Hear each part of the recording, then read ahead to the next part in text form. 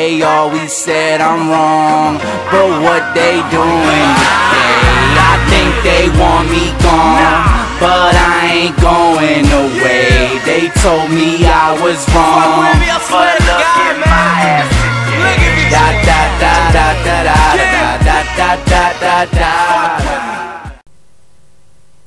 Hello, hey, yo, what is up? What is up, everybody on the Real Sports Talk Network on YouTube and online, Facebook, Twitter, wherever. What's good on the internet? What's good in sports? What's good in life? I'm Akiem once again welcoming you to another edition of our weekend recap show, 10 minutes on the clock. So let's get right into it. And I'm going to start today, not necessarily with the NFL, which is how I've been starting the last 7 of these, but actually with the World Series. San Francisco Giants have right now a 2-0 lead over on the Detroit Tigers. They won both games at their own place, at the phone booth at AT&T Park. So they got a 2-0 lead on the Tigers. And in Game 1, Justin Verlander absolutely got rocked, especially by his standards. They clearly caught Justin Verlander on an off night, on an off day in Game 1. And also, speaking of Game 1, what about Pablo Sandoval, Kung Fu Panda?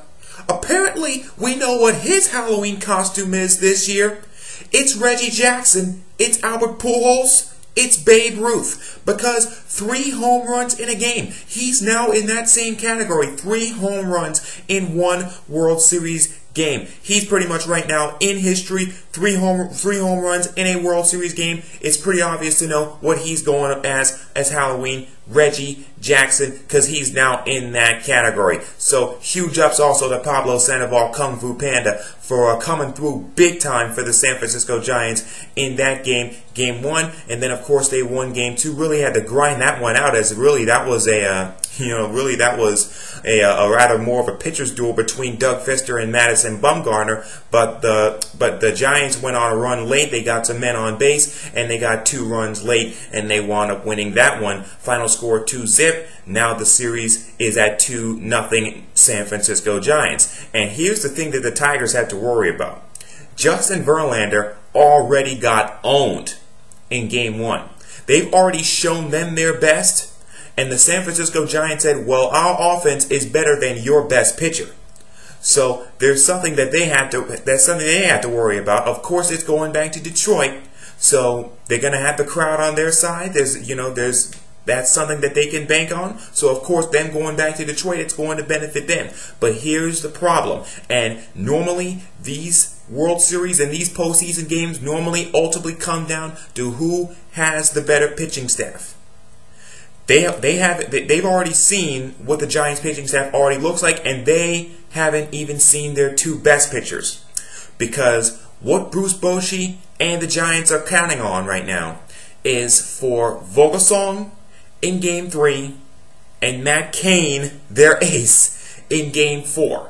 So it's not looking good for the Detroit Tigers, despite the fact that they are going home, but they can't close it out at home. Even though they got the 3 games, even if they win all these 3 games, they're going to have to go back to San Francisco eventually. And 80% of the time when a team has a lead of 2-0 in the World Series, it normally leads to that team with a 2-0 lead winning the entire thing. So Detroit's got to worry about they probably got to win all 3 of these games in Detroit just to have a chance in this series. If San Francisco Giants get just 1, it's probably over. Moving on, of course, right now to the NFL, and of course I want to talk Minnesota. You're 5-2.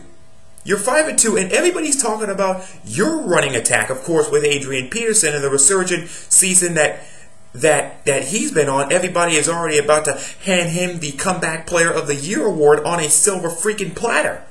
But what about Doug Martin and what he was able to do for Tampa Bay's running game? And it was able to lead the Tampa Bay Buccaneers to a 36-17 absolute throttling of the Minnesota Vikings at their own place at the Hubert H. Humphrey Metrodome, 36-17 on Thursday Night Football. And now all of a sudden, Minnesota, if I'm not mistaken, the Minnesota Vikings, are they 5-3?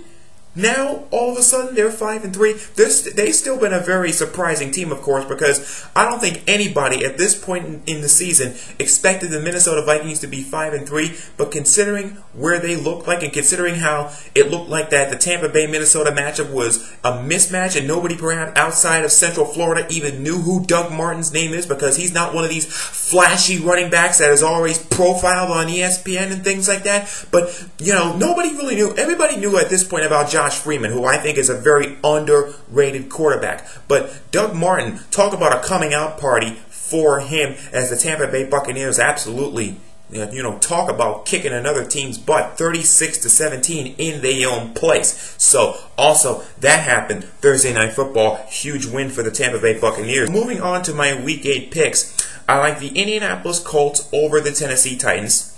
I like the Chicago Bears big over the Carolina Panthers. The Carolina Panthers got some locker room issues, man. When what Cam Newton said was talking about the play calling, how the play calling is unbalanced, not to mention some other players in the past have called out Cam Newton. They've been calling out coaches. They're 1-5, not just because of what's going on the field. There's some issues in that Carolina Panthers locker room, but then again, when you're 1-5, most likely you're going to have issues in your locker room. So I like the Bears over the Panthers. Their defense is just too good. They don't call them the Monsters of the Midway for nothing. Also, Miami Dolphins, New York Jets, divisional rivalry matchup at 1 o'clock on CBS. I actually like the Miami Dolphins in that one. Pats and Rams from Wembley Stadium in London. This is what I don't understand.